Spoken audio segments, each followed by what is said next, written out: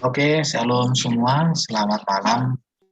Topik kita malam hari ini berbicara tentang Yesus utusan Allah ya. Memang Ya, kalau orang mengikuti CIA, ini sudah beberapa kali kusampaikan. Sudah kelihatankah slide-nya? Oke, jadi Yesus utusan Allah ini seringkali dituduhkan oleh saudara-saudara kita, khususnya para kaum muslim ya, atau para mantan-mantan Kristen yang waktu Kristen nggak pernah menjadi Kristen yang bagus menurut saya, karena dari beberapa mantan Kristen itu saya lihat ada banyak persoalan-persoalan yang mereka tinggalkan, atau karena mereka memiliki persoalan akhirnya mereka meninggalkan keimanannya rata-rata saya lihat. Jadi kita perlu memahami utusan yang bagaimana kayak Yesus. Jadi sebenarnya kita tidak perlu alergi ketika mereka mengatakan Yesus utusan Allah. Tetapi yang harus kita selami, yang harus kita pahami lebih dalam, utusan yang bagaimana kayak Yesus ini. Apakah utusan Yesus ini utusan seperti para nabi, seperti Musa, seperti Yosua, seperti Raja Daud, atau apa, begitu ya. Itu yang harus dipahami dulu. Oke, jadi banyak saya katakan ini kebodohan lah ya, atau ketidakmampuan memahami dari saudara-saudara kita kaum polemikus khususnya ya. Mereka mengatakan Kristen menuhankan manusia. Nanti akan kita bahas ini. Yesus itu bukan Tuhan. Nanti akan kita bahas pertemuan-pertemuan berikut. Apa sih artinya Yesus Tuhan? Nah, baru mereka katakan Yesus itu bukan Allah. Ya, baru dikatakan di mana ayat berkata Yesus berkata, akulah Tuhan, sembahlah aku. Kan ini pertanyaan-pertanyaan mereka ini. Di mana dalam kitab perjanjian lama Yesus disembah Abraham, Musa, dan Daud. Nah, begitu. Baru mereka katakan ini, Yesus itu utusan Allah, dia bukan Allah, dia bukan Tuhan, dan lain sebagainya. Pada sesi ini kita akan belajar tentang Yesus utusan Allah. Bagaimana ya? Apa maksudnya Yesus utusan Allah? Kalau kita perlu melihat ya, sebenarnya di dalam Alkitab itu, Yesus mengakui dirinya sebagai utusan Allah. Jadi kalau orang muslim menuduh Yesus utusan Allah, tidak ada masalah bagi iman kita. Karena Yesus sendiri juga mengakui dia utusan. Nah, ini kita lihat. Matius 10 ayat 40 ya. Yesus berkata, barang siapa menyambut kamu, ia menyambut aku, dan barang siapa menyambut aku, ia menyambut dia yang mengutus aku. Tetapi seringkali ada orang yang tidak membaca ini ayat secara utuh. Mereka hanya membaca, dia yang mengutus aku. Langsung disimpulkan, Yesus utusan Allah. Tapi kalau dibaca secara utuh ini, sangat luar biasa artinya. Dia di sini. Barang siapa menyambut kamu, ia menyambut aku. Barang siapa menyambut aku, ia menyambut dia. Jadi artinya di sini intinya juga bukan hanya utusan untuk Yesus di dalam kalimat ini, tetapi kata menyambut. Namanya menyambut ini berarti membuka hati, membuka pintu buat Yesus. Kalau kita membuka pintu buat Yesus, sama dengan kita membuka pintu kepada Allah. Kenapa? Karena di dalam Yesus itulah seluruh kehendak Allah, seluruh karya nyata Allah, bahkan kehadiran Allah itu nyata buat kita di dalam Yesus. Jadi dari ayat ini sebenarnya kita bisa sudah mengerti ya bahwa Yesus itu bukan utusan ecek-ecek itu ya, bukan utusan seperti Daud, bukan utusan seperti para nabi-nabi lain, utusan yang luar biasa. Cuman di sini yang perlu membaca dengan teliti, memahami. Dan kadang saya berpikir mereka kurasa gagal memahami ayat-ayat karena mereka nggak dipimpin Roh Kudus juga ya. Kita lihat lagi ini pengakuan Yesus ini ada di dalam Markus 9 ayat 37 ya. Dengan konteks yang apa? Dengan topik yang sama ini. Siapa menyambut seorang anak seperti ini dalam namaku, ia menyambut aku. Barang siapa menyambut aku, bukan aku yang disambutnya, tetapi dia yang mengutus aku. Jadi, sikap kita kepada Allah harus kita wujud nyatakan di hadapan Yesus. Karena sikap kita kepada Allah, kepada Yesus, sudah merupakan bentuk dari sikap kita kepada Allah. Kenapa? Karena di dalam Yesuslah Allah itu memberikan seluruh kehendaknya. Nanti akan kita bahas lagi hal itu ya. Kita lihat lagi nih, Lukas pasal 10 ayat 16. Dikatakan, barang siapa menolak kamu, ia menolak aku, dan barang siapa menolak aku, ia menolak dia yang mengutus aku. Jadi kalau orang menolak Yesus, sama dengan menolak Bapa yang mengutusnya. Jadi betapa kasihan kita melihat mereka-mereka yang menolak Yesus dalam hidup mereka. Ya wajar karena mereka dibutakan oleh ilah zaman dengan ajaran-ajaran yang entah bagaimana ya. Di sini Yohanes 5 ayat 30. Aku tidak dapat berbuat apa-apa dari diriku sendiri. Aku menghakimi sesuai dengan apa yang aku dengar dan penghakimanku adil. Nah, ini mulai. Sebab aku tidak menuruti kehendakku sendiri, melainkan kehendak Dia yang mengutus aku. Jadi Yesus itu menjadi hakim yang adil.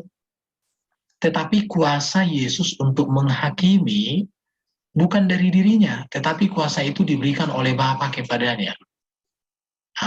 Dan ini terbukti kan ketika Yesus dibaptis, apa yang dikatakan oleh Bapa di surga melalui sebuah suara yang menggelegar.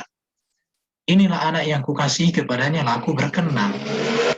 Apa maknanya kalimat ketika Bapa mengatakan, inilah anak yang kukasihi, kepadanya aku berkenan. Artinya di situ bahwa Bapa itu sudah menyatakan seluruh perkenanannya bagi dunia, menyatakan seluruh perkenanannya bagi manusia di dalam Yesus itu.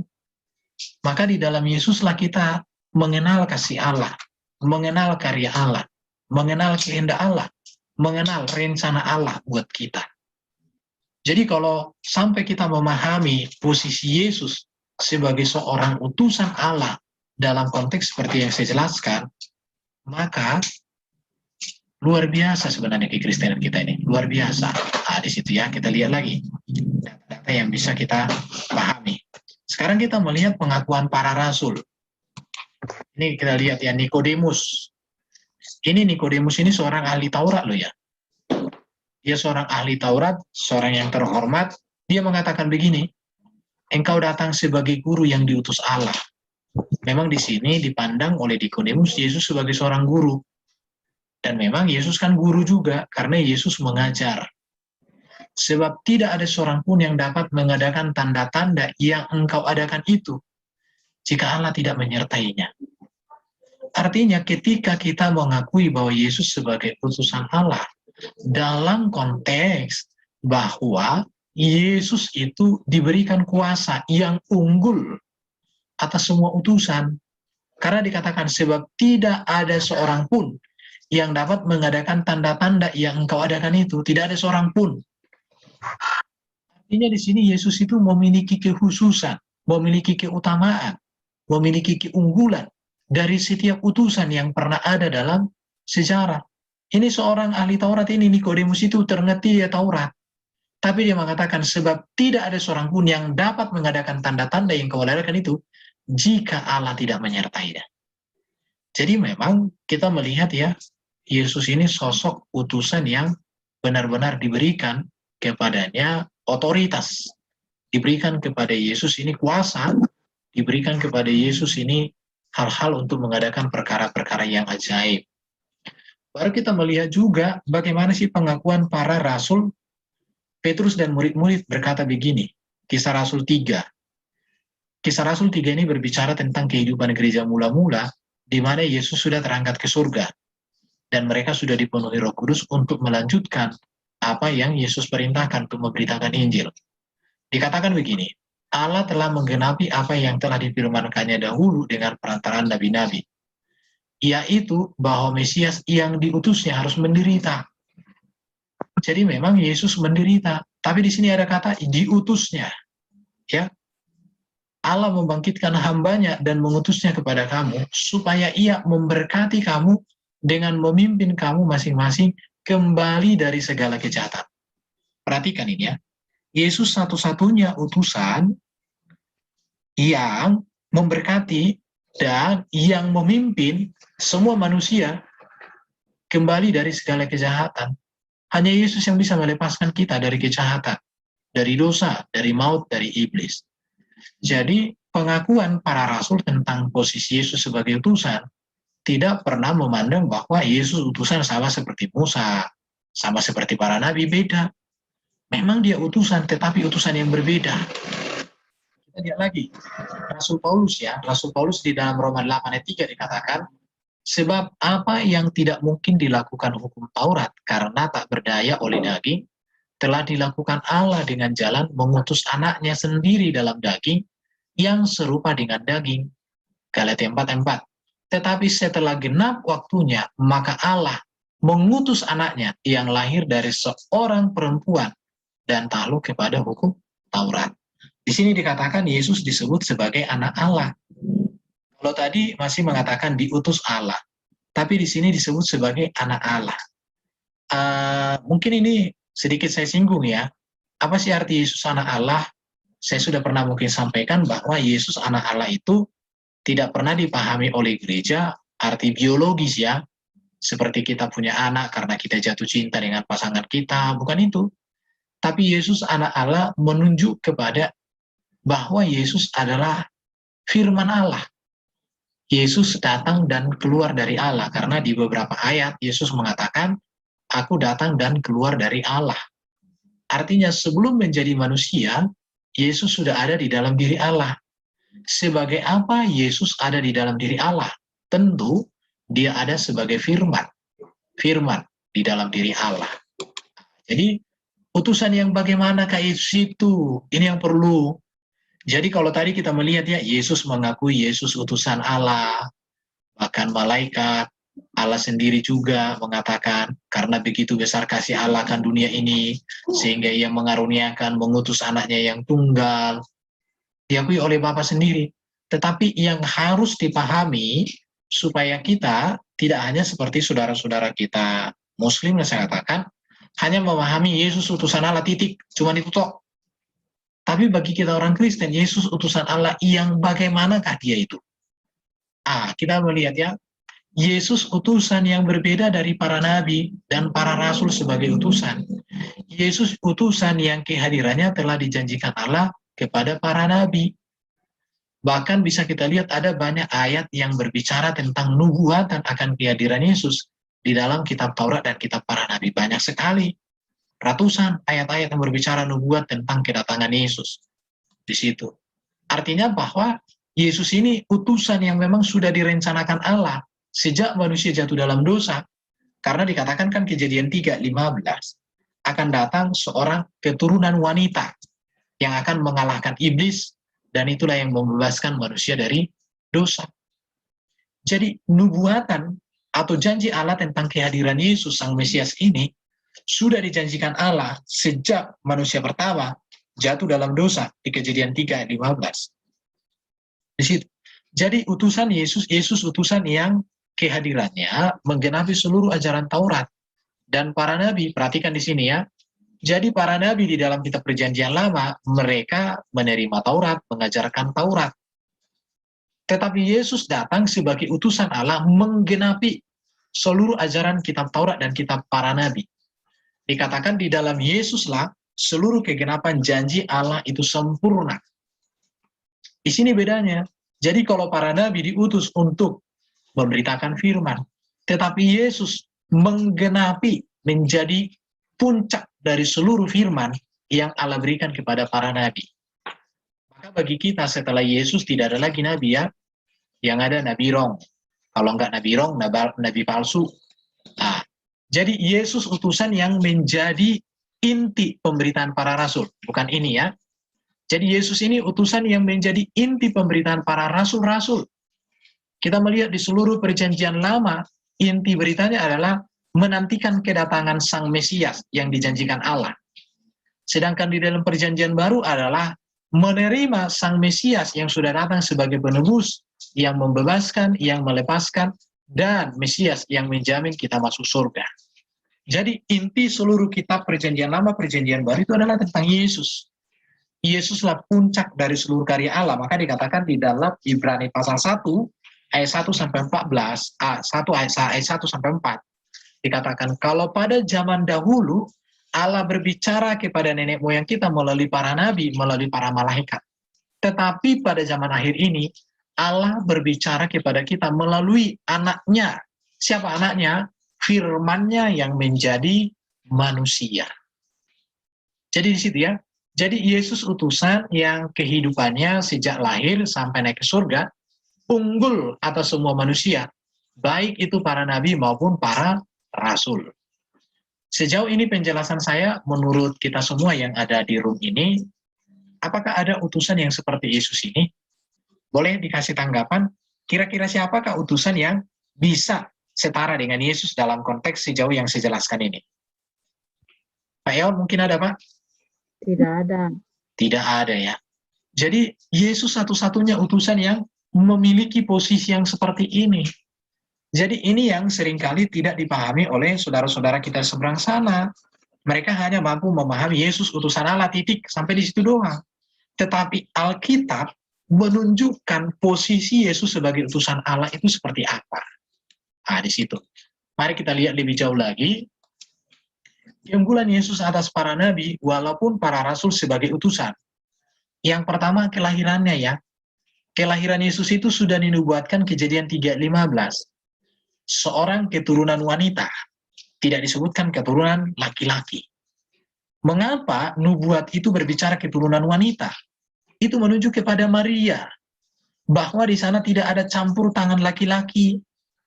Seharusnya Kejadian 3:15 kalau dikatakan kepada Adam, Adam, engkau akan memiliki keturunan.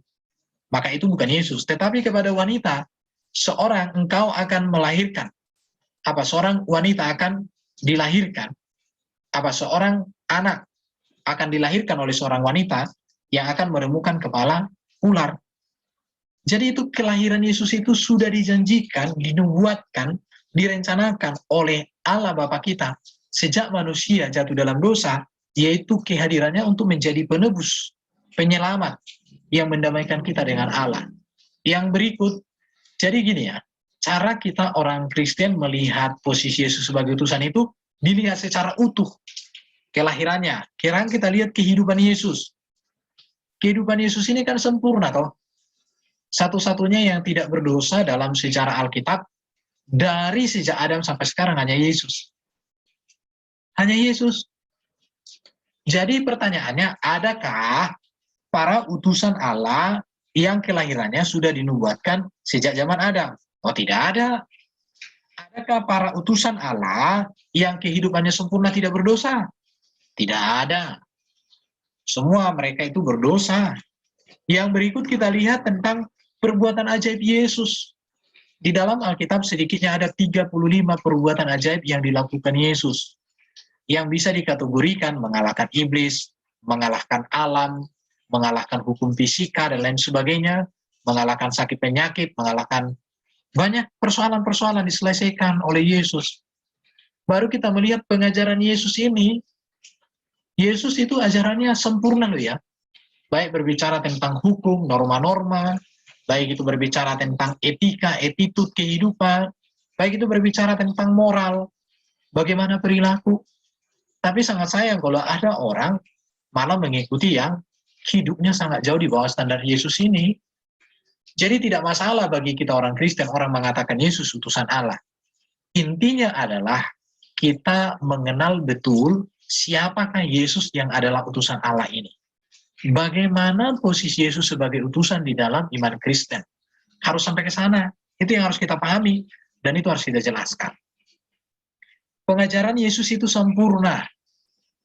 Baik pengajaran Yesus tentang Allah, pengajaran Yesus tentang manusia, pengajaran Yesus tentang dosa, pengajaran Yesus tentang keselamatan. Siapakah Allah kita? Yesus memperkenalkan Allah itu sebagai Bapanya, sebagai Bapa kita, sebagai Juru Selamat, penebus kita. Yesus menjelaskan bahwa manusia itu berdosa, butuh keselamatan. Yesus mengampuni dosa. Dikatakan, bahkan Yesus itu mengajarkan keselamatan, kerajaan surga.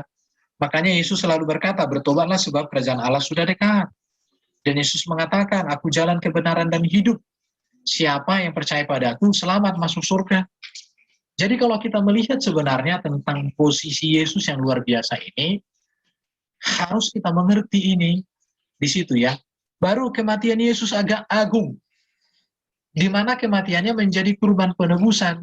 dan perjanjian kekal Allah.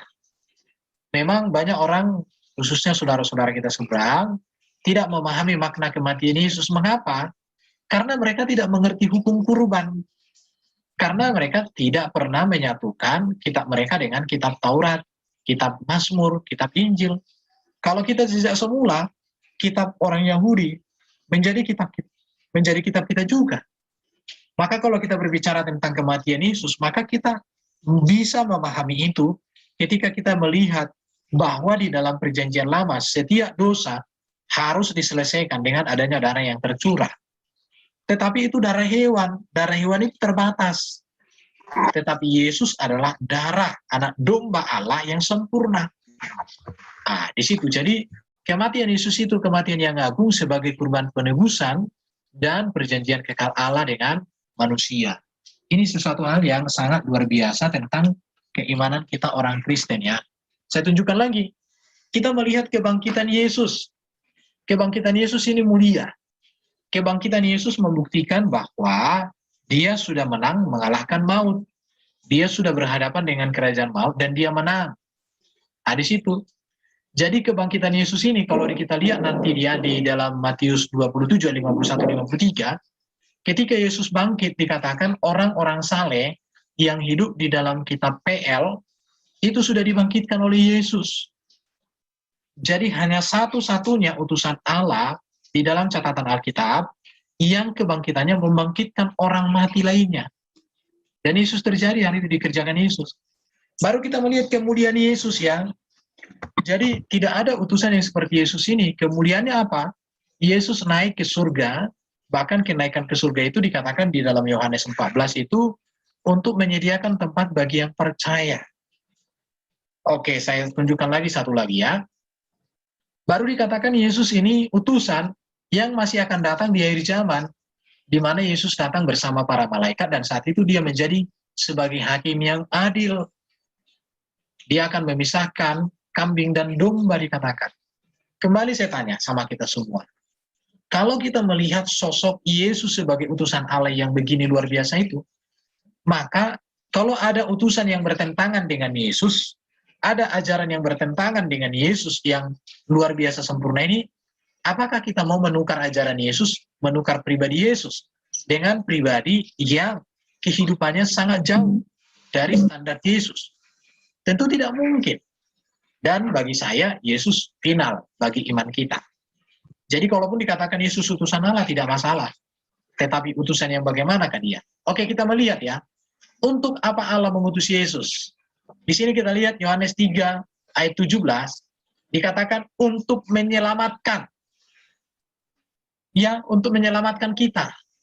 Baru untuk apa lagi? Untuk menyelesaikan pekerjaan Bapa.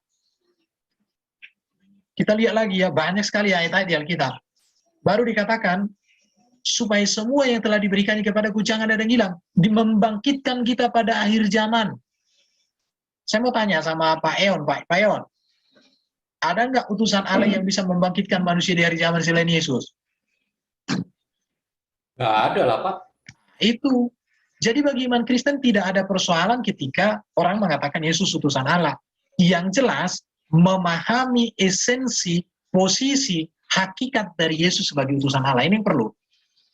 Itu intinya. Jadi mau dikatakan Yesus utusan Allah, ya nggak masalah. Tapi bagaimana, untuk apa Yesus? Baru dari mana Yesus diutus? Ini yang harus dipahami. Maka Yesus mengatakan ya, aku datang dan keluar dari Bapa. Artinya Yesus adalah firman Allah sendiri yang diutus dari manusia. Jadi bukan utusan ece-ece. Baru dikatakan dia mengutus aku adalah benar. Dan apa yang ku dengar daripadanya itu yang kukatakan kepada dunia. Jadi untuk apa Allah mengutus Yesus, mengutus firman jadi manusia? Untuk mengatakan, untuk mengajarkan apa yang menjadi kehendak Bapa. Jadi kehendak Bapa itu sudah ada dalam diri Yesus, di dalam ajaran Yesus. Maka kalau orang tidak menerima ajaran Yesus, ya maaf-maaf saja kita katakan binasalah mereka. Baru dikatakan ya di sini, sebab aku berkata-kata bukan dari diriku, tetapi Bapa yang mengutus aku. Dialah yang memerintahkan aku untuk mengatakan apa yang harus aku katakan dan aku sampaikan. Jadi dari sini saya belajar ya, saya berkeyakinan bahwa titik koma dari pengajaran Yesus adalah kebutuhan rohani kita. Titik koma dari pengajaran Yesus adalah kebenaran yang sempurna. Maka bagi saya, segala ajaran yang tidak sesuai dengan ajaran Yesus, bagi saya itu ajaran nabi palsu. Segala etika dan moral yang tidak sesuai dengan pribadi Yesus, bagi saya itu sampah. Bagi saya, patokannya, filternya, dasarnya adalah ajaran Yesus. Kenapa? Karena ajaran Yesus itu bersumber dari surga langsung. Dia dari surga, ajarannya dari surga, dia teladankan ajarannya, dia buktikan ajarannya. Jadi buat apa lagi kita mencari atau buat apa lagi kita membuka diri terhadap ajaran yang standarnya sangat-sangat jauh dari pribadi Yesus. Akan di situ persoalannya sekarang. Baru dikatakan Yesus, segala firman yang kau sampaikan kepadaku, telah kusampaikan kepada mereka, dan mereka telah menerimanya. Betul, bahwa Yesus menyampaikan firman. Baru dikatakan ia diutus untuk menebus mereka yang telah takluk kepada utus, supaya kita diterima menjadi anak. Jadi untuk apa Allah mengutus Yesus? Untuk menebus kita. Untuk apa Allah mengutus Yesus? Untuk kita dijadikan menjadi anak Allah. Anak Allah di sini artinya apa? Kita menjadi pewaris kerajaan surga. Yesus anak Allah artinya bahwa dia datang dari surga, keluar dari Bapa. Tetapi kehadiran dia yang adalah anak Allah itu mengadopsi kita, mengangkat kita menjadi anak-anak Allah. Wah, luar biasa. Maka dikatakan ya, kita akan duduk bersama-sama dengan Kristus memerintah di dalam kerajaan itu. Artinya kita diberikan juga otoritas, kuasa. Baru 1 Yohanes 4 ayat 9 ya. Allah telah mengutus anaknya yang tunggal ya. Jadi anak yang tunggal itu hanya kepada Yesus. Kita tidak pernah disebut anak tunggal Allah. Kita disebut anak-anak Allah. Tapi Yesus disebut anak tunggal Allah. Supaya kita hidup olehnya. Jadi untuk apa Yesus diutus oleh Allah kepada kita, kepada dunia ini? Supaya kita hidup olehnya. Dan Yesus kan mengatakan itu di Injil Yohanes, akulah kebangkitan dan hidup. Barang siapa percaya kepadaku, ia akan hidup walaupun ia sudah mati. Jadi di dalam Yesus itu tidak ada kematian kekal. Yang ada adalah hidup kekal.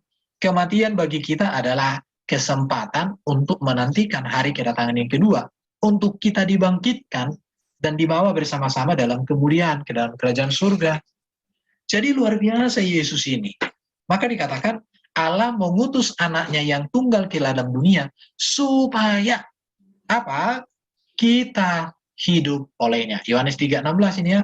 Karena begitu besar kasih Allah akan dunia, sehingga ia telah mengaruniakan anaknya yang tunggal, supaya setiap orang yang percaya kepadanya tidak binasa, melainkan beroleh hidup yang kekal.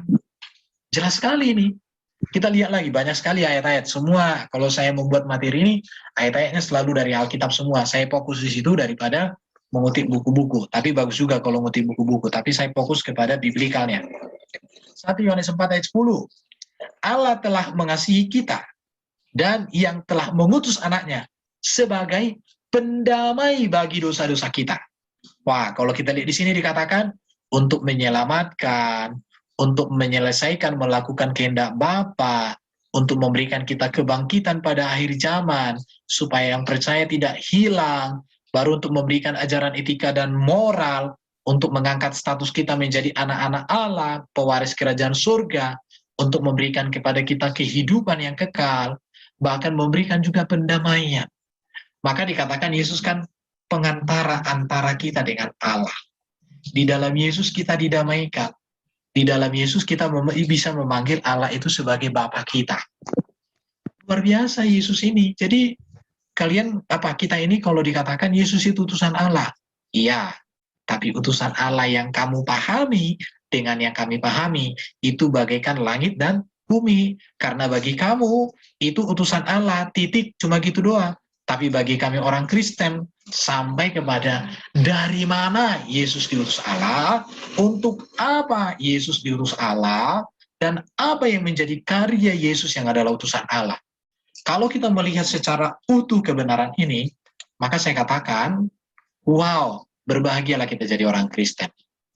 1 Yohanes 4 ayat 14 dikatakan, kami telah melihat dan bersaksi bahwa Bapa telah mengutus anaknya menjadi juru selamat dunia. Oke. Jadi ini ya, ayat-ayat ini sangat luar biasa. Sangat luar biasa ya. Saya akan lanjutkan nanti mungkin ya. Sekarang pertanyaannya adalah, kalau kita sudah mengenal Yesus sebagai utusan Allah, terus bagaimana respon kita? Ini yang tidak dimiliki oleh para mantan-mantan Kristen itu, atau para kaum polemikus itu. Bagaimana sikap kita, manusia, kepada Yesus yang adalah sang utusan Allah ini? Mari kita melihat, Yohanes 5, 23-24. Dikatakan begini, barang siapa tidak menghormati anak, tidak menghormati Yesus, ia juga tidak menghormati Bapa yang mengutusnya. Barang siapa tidak mendengar perkataan Yesus dan percaya kepada Dia yang mengutus Yesus, ia mempunyai hidup. Ini ya, barang siapa mendengar perkataan dan percaya kepada Dia yang mengutusnya, ia mempunyai hidup yang kekal dan tidak turut dihukum, sebab ia sudah pindah dari dalam maut ke dalam hidup. Jadi bagaimana sikap kita kepada Yesus yang adalah utusan Allah, firman menjadi manusia?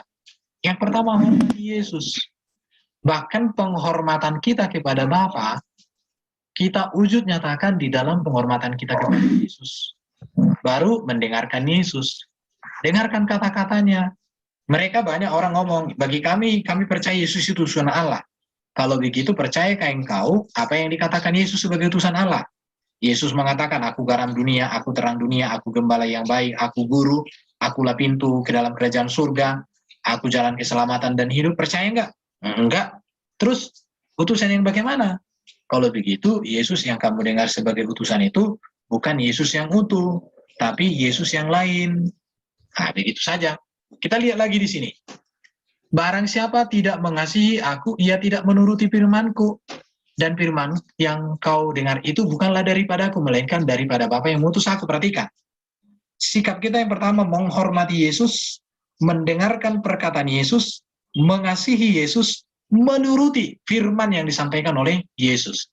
Yang berikut, barang siapa menerima aku, yang menerima Dia yang mengutus aku. Dikatakan lagi berikutnya, inilah hidup yang kekal itu, bahwa mereka mengenal engkau satu-satunya Allah yang benar, dan mengenal Yesus Kristus yang telah engkau utus.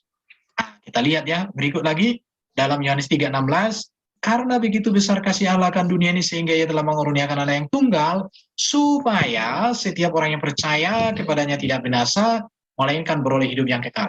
Yang saya garis bawahi di sini adalah respon kita terhadap siapa Yesus. Yang pertama, hormati Yesus seperti kita menghormati Bapa. Dengarkan perkataan Yesus, karena seluruh perkataan Yesus adalah dari Bapa. Mari kita mengasihi Yesus, dan mari kita menuruti segala firman yang disampaikan. Mari kita menerima Yesus menjadi Tuhan Juru Selamat kita. Mari kita mengenali Yesus lebih dalam secara pribadi dalam tiap-tiap hari hidup kita. Dan mari kita mempercayakan seluruh hidup kita hanyalah kepada Yesus. Kalau orang mengatakan Yesus utusan Allah tapi nggak punya sikap seperti ini, ya itu namanya nggak bagus, nggak benar. Jadi orang Kristen mengenal Yesus sebagai utusan Allah ya komplit. Jadi kita mengenal Yesus itu dengan cara yang luar biasa. Oke, jadi kita melihat lagi, keselamatan disediakan dan dijamin Allah di dalam Yesus sang utusan Allah. Kita melihat ini ya. Yesus Kristus adalah sang firman. Yohanes 1 ayat 1-3 dan 14. Ia menerima tugas sebagai utusan untuk misi keselamatan bagi umat manusia. Yesus Kristus firman jadi manusia diutus Bapa, datang ke dunia dalam daging, inkarnasi firman. Tujuannya apa? Melakukan misi penyelamatan bagi umat manusia.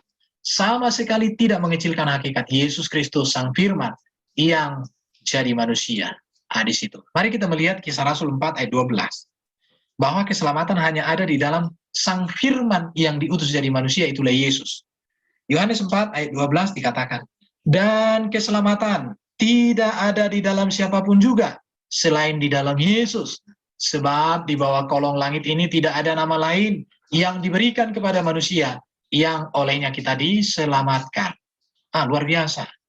Keselamatan tidak ada di dalam siapapun juga selain di dalam Yesus.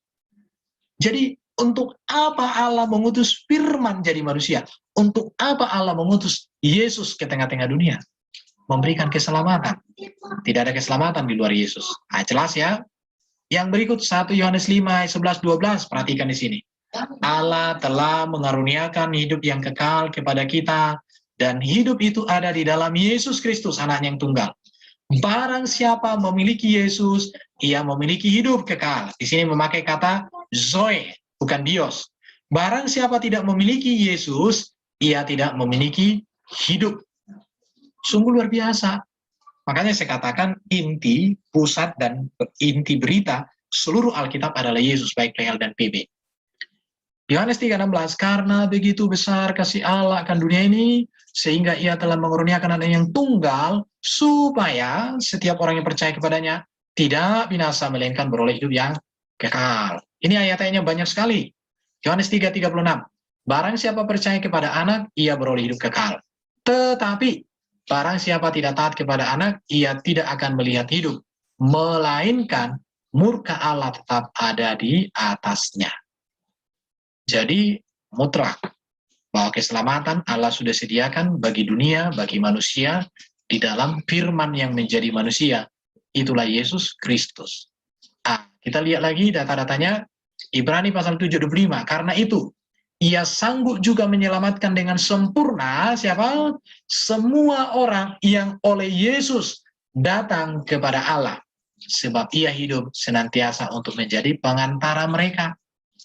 Ia sanggup untuk menyelamatkan dengan sempurna semua orang yang oleh dia datang kepada Allah. Jadi kalau orang datang kepada Yesus, selamat. Percaya, menerima dia menjadi kurios, Tuhan dan Juru Selamat. Oke, Yohanes 6:40.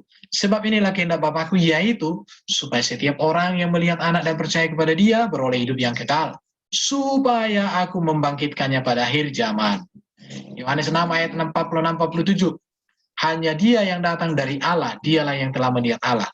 Aku berkata kepadamu, sesungguhnya, barang siapa percaya, ia mempunyai hidup yang kekal.